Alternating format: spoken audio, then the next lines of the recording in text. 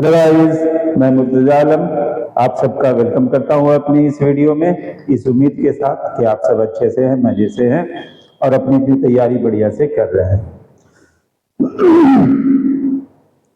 आज जो हमने टॉपिक लिया है, ये टॉपिक है क्लास 9 के मैथमेटिक्स से। The topic is factorization of polynomial. हमने इसके ऊपर एक वीडियो पहले भी बनाया है।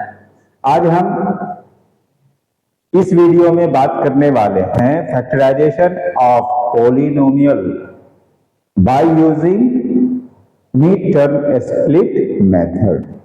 आज जो हम फैक्टराइजेशन करने वाले हैं तो इसमें मिड टर्म को स्प्लिट करके फिर इनके फैक्टर्स को फाइंड आउट करेंगे। इस मेथड को एसी मेथड के नाम से भी जाना जाता है, क्योंकि इसमें ए और सी इन दोनों ही टर्म के न्यूमेरिकल कोएफिशिएंट का ध्यान रखना होता है। मिड टर्म को स्प्लिट करते वक्त उनके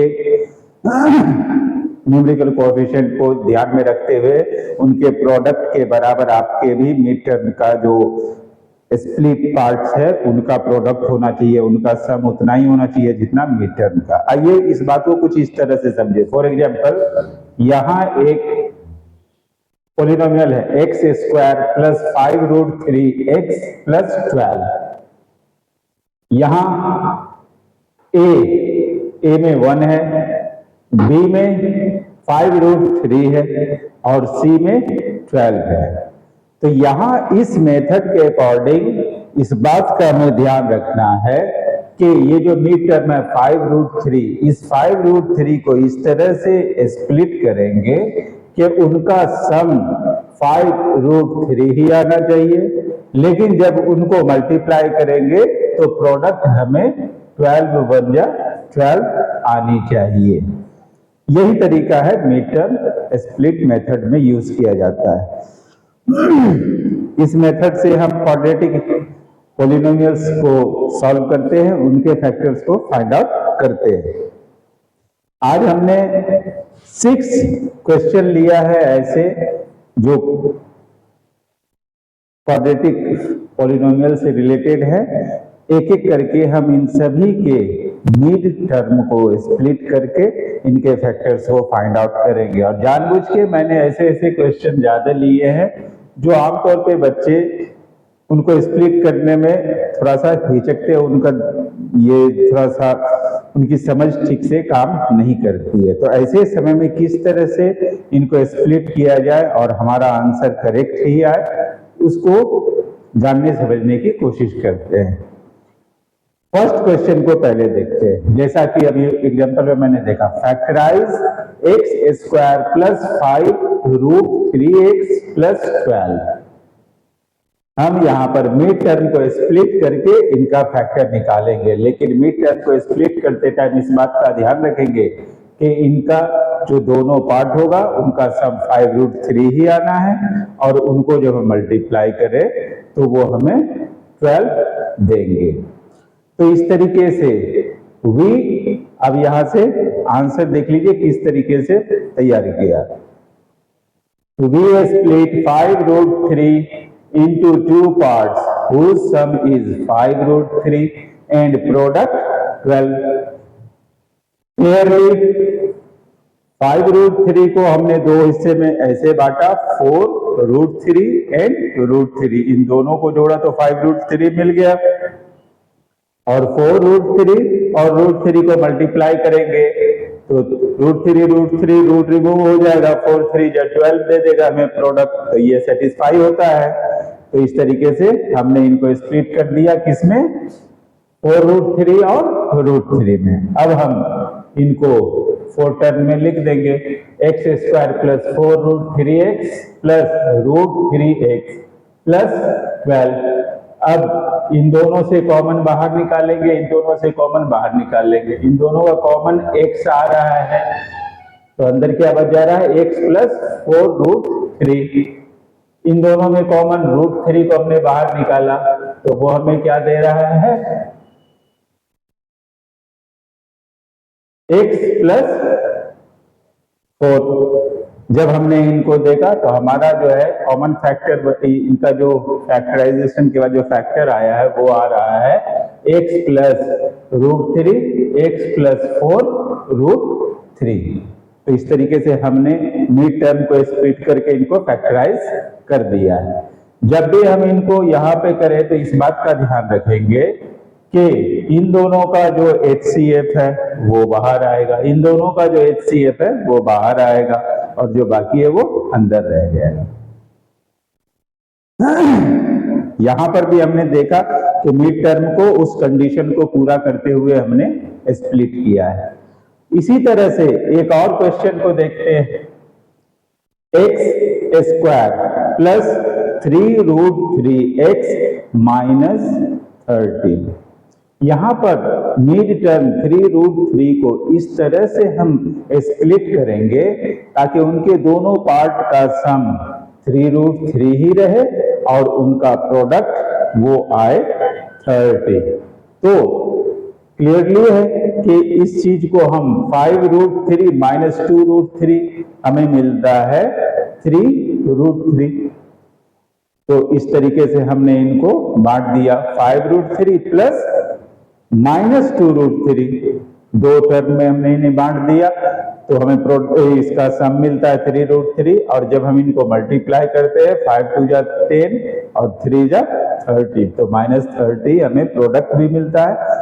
तो इसी के हिसाब से हम इन्हें स्प्लिट करेंगे, x² plus 5√3x minus 2√3x minus 30। अब इनका HCF बाहर आ गया, इनका HCF बाहर आ गया, इसका HCF है x, तो अंदर बचता है x प्लस 5√3, इनका है माइनस 2√3, अंदर है x प्लस 5√3। तो इस तरीके से हमें दो फैक्टर यहाँ मिल जा रहे हैं, x minus 2√3 and x plus 5√3। तो इस तरीके से हमने इस पोलिनोमियल को भी मिड टर्म स्प्लिट मेथड से फैक्टराइज कर दिया। अब हम बढ़ते हैं अपने क्वेश्चन नंबर 3 की तरफ। यहां में दिया हुआ है x² माइनस 4x माइनस 21। यहां पर भी मिड टर्म -4 को इस तरह से हम स्प्लिट करेंगे कि उनका सम दोनों का पार्ट का वो -4 दे, और जब उनको मल्टीप्लाई करें तो -21 दे। We split -4 into 2 parts whose sum is -4 and a product -21. Clearly -7 plus 3 equal to -4 बचेगा, और 7 3 जा 21 माइनस 21 प्रोडक्ट दे रहा है। तो हमने इस दोनों पार्ट में इनको स्प्लिट कर दिया। तो इस तरीके से कह सकते हैं x² minus 4x minus 21 equal to x² minus 7x plus 3x minus 21। इनका कॉमन फैक्टर बाहर आया, इनका कॉमन फैक्टर बाहर आया। इन दोनों का कॉमन फैक्टर x है, हमने बाहर किया तो हमें अंदर मिलता है ब्रैकेट में x माइनस 7। इनका कॉमन फैक्टर 3 है, उसे बाहर किया तो हमें x माइनस 7 मिला। तो इस तरीके से हमारे पास दो फैक्टर बन गए, x plus 3 and x minus 7। तो इस तरह से हमने क्वेश्चन नंबर 3 के भी फैक्टर्स पता कर लिए। मिड टर्म स्प्लिट मेथड से आसानी से हम निकाल सकते हैं, बस थोड़ी सी समझ की जरूरत है कि हम इस मिड टर्म को किस तरह से स्प्लिट करें ताकि हमारा कंडीशन भी पूरा हो, वो भी सेटिस्फाई हो और हमारा सही आंसर भी हमें मिल जाए। अब हम मूव करते हैं क्वेश्चन नंबर 4 की तरफ। 4√3x² plus 5x minus 2√3।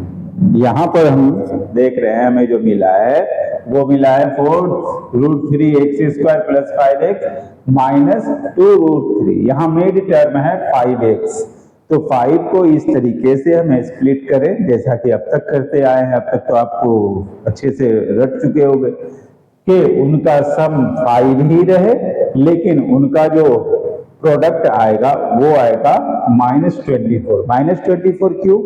क्योंकि यहां देखिए फर्स्ट टर्म का न्यूमेरिकल कोएफिशिएंट है 4√3, सेकेंड टर्म का है -2√3। इन दोनों का जो मल्टीप्लाई करेंगे ए सी, इसलिए तो इसे एसी मेथड भी कहते हैं, तो वो हमें क्या देगा 4√3 इंटू -2√3, 4 2 जा 8 और ये 3, 8 3 जा 12 -8 3 जा 24, तो -24 बन रहा है। तो we split 5 into 2 parts whose sum is 5 and product is -24. Clearly 8 plus -3, तो -3 करने के बाद हमें सब बचेगा 5 और 8 3 जा -24 प्रोडक्ट भी दे रहा है, तो हम 8x और -3x में इन्हें स्प्लिट करेंगे।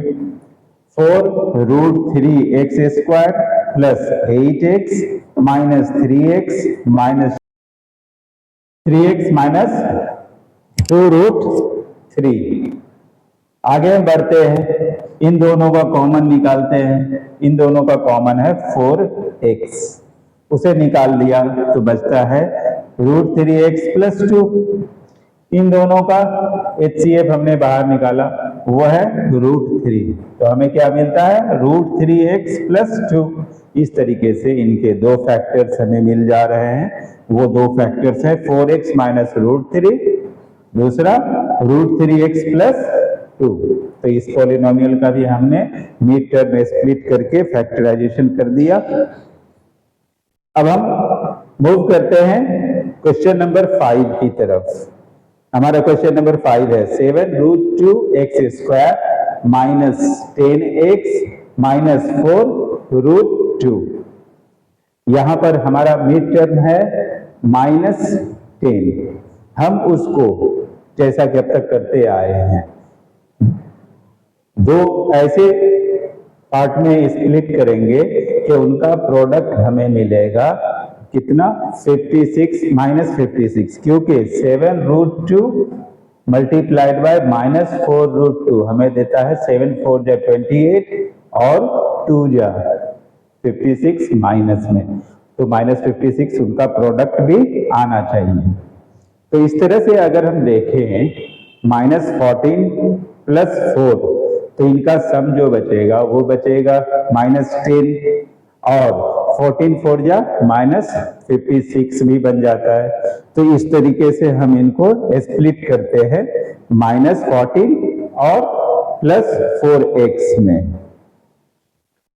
Clearly -14 + 4 = -10 and -14 into 4 = -56.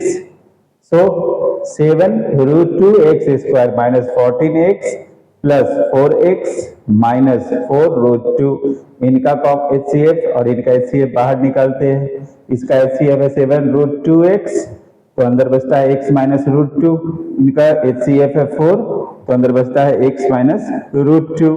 तो इस तरीके से हमें दो फैक्टर मिल गए, वो कौन से हैं 7√2x और +4 और दूसरा x माइनस √2। तो इस तरह से हमने फिफ्थ पॉलिनोमियल को भी मिड टर्म स्प्लिट करके उनका फैक्टराइजेशन कर दिया। अब हम इसके अभी के वीडियो के लास्ट क्वेश्चन की तरफ मूव करते हैं और यहां देखते हैं क्या करना है।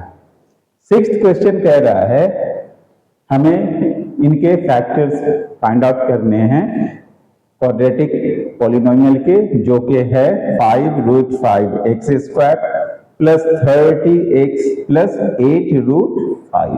यहाँ जो प्लस 30x है, तो 30 को ऐसे स्प्लिट करेंगे दो पार्ट में कि उनका सम 30 रहे प्लस में और उनका प्रोडक्ट 5 8 जा 40 और 45 जा 200 उनका प्रोडक्ट आना चाहिए। तो 30 को अगर हम 20 और 10 में बांटते हैं तो 20 प्लस 10 30 भी रह जाएगा और 20 10 जा 200 भी हमें देगा। तो हमारा सेटिस्फाई हो रहा है यहाँ पे। तो इस तरीके से हम इनको बांटेंगे। Clearly we split 30 into 2 parts whose sum is 30 and product is 200। वो है 20 प्लस 10 30 और 200 10 जा 20 10 जा 200। फिर हम इनको स्प्लिट करते हुए अब दिखाएंगे 5√5x² plus 20x plus 10x plus 8√5x। इनका HCF निकाला, इनका HCF बाहर कर लेंगे और विद इन ब्रैकेट बाकी को रखेंगे। इनका HCF है 5x, वो हमने बाहर कर लिया, तो अंदर की अवस्था है √5x प्लस 4। इनका कॉमन HCF जो है वो है 2√5, हमने उसे बाहर निकाल लिया, तो हमें अंदर क्या मिलता है 5x प्लस 4। तो इस तरीके से हमारे दो फैक्टर निकल गए, 5x plus 2√5 and √5x plus 4। तो इस तरीके से आपने देखा कि कैसे इसमें किया जाता है मिड टर्म को स्प्लिट। एक बार और मैं मिड टर्म स्प्लिट को जाते जाते समझाना चाहता हूं, उसको जरा ध्यान से देखें।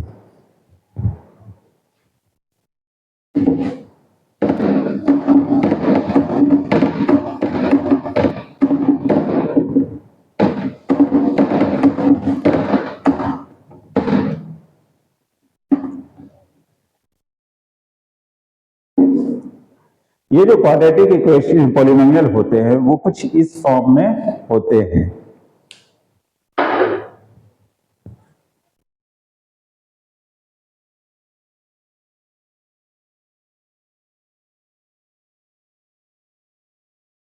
इस फॉर्म में होते हैं। हमें bx को स्प्लिट करना होता है, तो हमेशा ध्यान रखना है कि bx को स्प्लिट करते वक्त इस चीज का ध्यान रखें कि इसके दो पार्ट मान लीजिए b1 एंड b2 हमने बनाया, तो इनका सम हमेशा b के इक्वल ही होना चाहिए, उनसे इतर नहीं होगा। दूसरा, इनका जो प्रोडक्ट होगा b1 इंटू b2, ये दोनों पार्ट है जिनमें हम बांट रहे हैं, वो बिल्कुल उतना ही होना चाहिए जितना के a का और c का प्रोडक्ट आएगा। और हमने इन 6 के 6 क्वेश्चन में इस बात का पूरा ध्यान रखा है और इस तरीके से हमने स्प्लिट करके फाइंड आउट किया, तो हमारा आंसर मैच कर गया। अब जब ये हो जाए तो उसके बाद ax square plus b1x plus b2x plus c रहेगा।